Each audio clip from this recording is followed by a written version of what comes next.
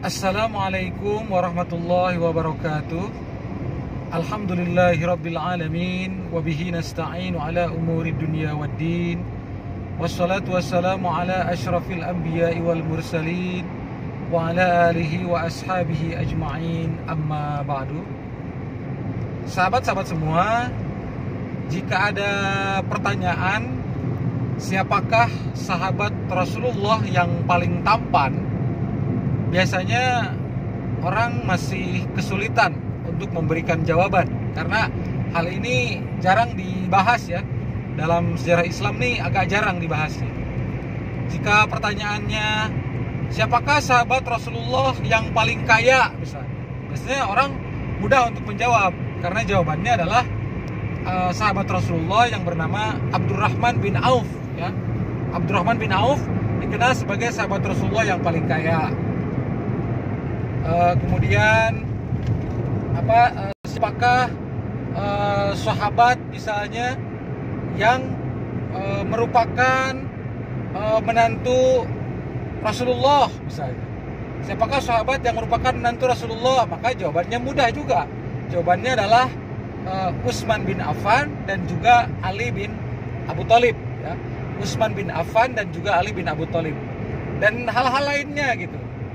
Kita sangat mudah ya menjawabnya karena memang sering dibahas dalam berbagai kajian sirah ya, kajian sejarah Islam. Tapi jika pertanyaannya adalah siapakah sahabat Rasulullah yang paling tampan, biasanya jarang orang yang mengetahuinya karena ini jarang dibahas. Nah, jawaban atas pertanyaan tersebut adalah sahabat Rasulullah yang bernama Dihyah ya. Itulah sahabat Rasulullah yang paling tampan dalam sejarah, namanya adalah Dihyah. Nama lengkapnya yaitu Dihyah bin Khalifah Al-Kalabi. Dihyah bin Khalifah Al-Kalabi. Ini adalah nama sahabat Rasulullah yang dalam sejarah dikenal sebagai sahabat yang paling tampan. Nah, Dihyah ini berasal dari penduduk Madinah. Jadi beliau itu termasuk sahabat Ansor ya, sahabat Ansor. Jadi bukan sahabat Muhajirin ya. Jadi bukan sahabat yang berasal dari Mekah, tapi beliau berasal dari Yathrib, dari Madinah. Sehingga beliau merupakan bagian dari kelompok sahabat Ansor, yaitu sahabat Rasulullah dari Madinah. Nah, Dihyah bin Khalifah Al-Kalabi ini saking tampannya beliau itu dalam sejarah, sampai-sampai malaikat Jibril saja pada saat menemui Rasulullah dan malaikat Jibril menyerupai bentuk manusia, itu yang diserupai adalah wajahnya Dihyah gitu. Jadi ketika kan malaikat Jibril kan sering menemui Rasulullah ya, dan malaikat Jibril dalam beberapa kesempatan menemui Rasulullah dalam wujud seorang manusia, dalam bentuk penyerupaannya sebagai manusia. Dan ketika malaikat Jibril menjumpai Rasulullah dalam bentuk manusia, itu yang diserupai oleh malaikat Jibril adalah wajahnya Dihyah bin Khalifah Al-Kalabi, seorang pemuda yang sangat tampan begitu. Nah, jadi sangat luar biasa keistimewaan Dihyah ini. Dalam hadis itu dikatakan kana Jibril alaihissalam ya'ti Nabi sallallahu alaihi wasallam ya, ya'ti Nabi sallallahu alaihi wasallam fi surati Dihyah. Dalam hadis itu kana Jibril ya'ti Nabi sallallahu alaihi wasallam fi surati Dihyah. Malaikat Jibril menemui Rasulullah, menemui Nabi Shallallahu Alaihi Wasallam dalam bentuk wajahnya Dihyah bin Khalifah Al-Kalabi. Jadi saking tampannya sahabat Rasulullah yang bernama Dihyah ini. Nah, kemudian Dihyah ini juga merupakan sahabat Rasulullah yang dipilih oleh Rasul sebagai utusan untuk membawakan surat dakwah Rasul kepada Kaisar Romawi ya. Kaisar Romawi yaitu Heraklius. Kaisar Romawi Heraklius. Nah, pertanyaannya sekarang adalah kenapa Dihyah? Kenapa Dihyah yang dipilih untuk membawa surat dakwah Rasul kepada penguasa Romawi itu? Romawi Timur itu ya, Kaisar Heraklius. Ternyata salah satu analisa para ahli sejarah bahwa Dihyah itu diutus ke penguasa Kaisar Romawi kala itu, karena Dihyah itu sebagai orang yang tampan begitu ya, sebagai orang yang tampan.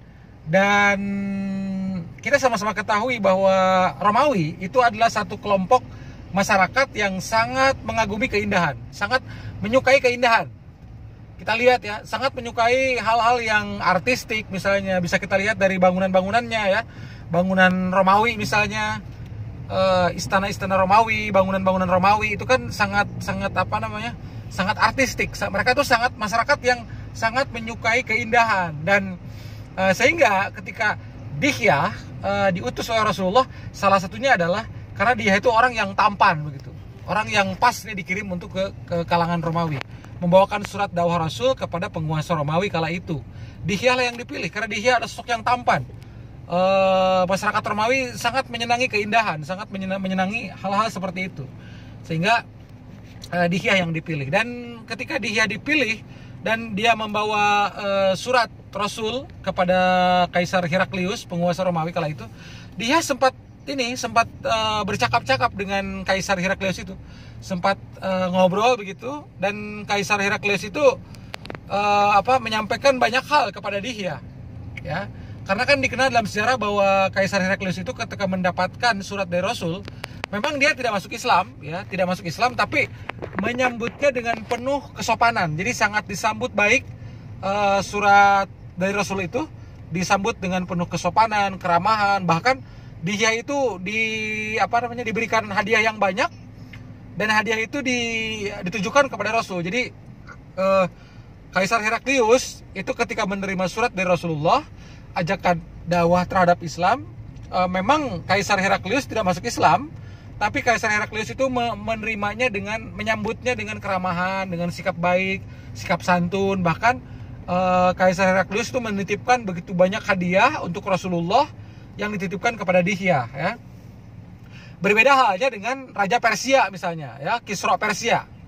Penguasa Persia itu kan ketika mendapatkan surat dari Rasul itu, surat dari Rasul itu dirobek-robek. Jadi surat dari Rasulullah itu yang datang ke Raja Persia itu oleh Raja Persia, oleh Kisra Persia, itu dirobek-robek surat dari Rasulullah itu. Artinya ditolak keras gitu oleh Kaisar Persia, Raja Persia ya kala itu, Kisra Persia, ditolak dengan keras, dirobek-robek surat Rasulullah oleh Kaisar Persia itu, Raja Persia. Berbeda halnya dengan Kaisar Heraklius, penguasa Romawi, itu menyambutnya dengan baik, dengan santun begitu, bahkan memberikan begitu banyak hadiah kepada Rasul lewat Dihya ini ya. Bahkan ketika di depan Dihya itu, Kaisar Heraklius itu muncul kata-kata yang sangat luar biasa. Kata Kaisar Heraklius, andai saja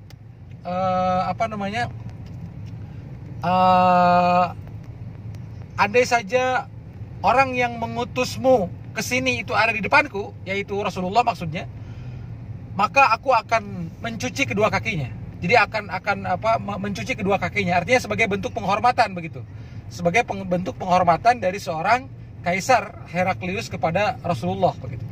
Jadi andai saja orang yang mengutusmu itu ada di depanku saat ini, maka aku akan bersedia untuk mencuci kedua kakinya. Artinya itu adalah bentuk penghormatan, bentuk bahwa Kaisar Heraklius sangat ingin memuliakan Rasulullah ya. Begitulah sikap saat itu. Nah, jadi Dihya itu sangat luar biasa jasanya untuk perjuangan Islam. Itu tahun ke-7 Hijrah ya, tahun ke-7 Hijrah itu Dihya dipilih sebagai salah seorang utusan Rasulullah untuk membawa suratnya kepada Kaisar Heraklius, penguasa Romawi. Dan Dihya ini nanti dimakamkannya di daerah Damaskus ya. Daerah Damaskus itu berada di negara Suriah.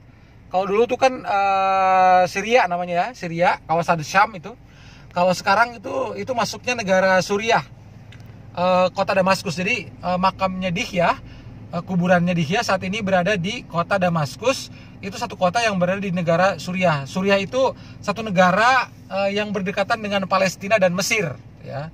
Yang berdekatan dengan Palestina dan Mesir. Itulah negara Suriah yang saat ini menjadi negara tempat beradanya makamnya Dihya bin Khalifah Al-Kalabi. Demikian riwayat singkat mengenai sahabat Rasulullah yang paling tampan, yang dalam sejarah dikenal dengan nama Dihya. yang nama lengkapnya adalah Dihya bin Khalifah Al-Kalabi, yang keutamaannya saking tampannya beliau sampai-sampai malaikat Jibril ketika menjumpai Rasulullah dalam bentuk manusia itu menyerupai wajah Dihya. Sebagaimana dalam hadis dinyatakan, karena Jibril ya'ti Nabi SAW fi surati Dihya. Jibril ketika menjumpai Rasulullah ya dalam bentuk manusia itu menjumpai Rasulullah dengan menyerupai wajahnya Dihya bin Khalifah Al-Kalabi. Demikian, mudah-mudahan banyak manfaatnya dan kita bisa mengambil hikmah dari apa yang telah dipaparkan. Wassalamualaikum warahmatullahi wabarakatuh.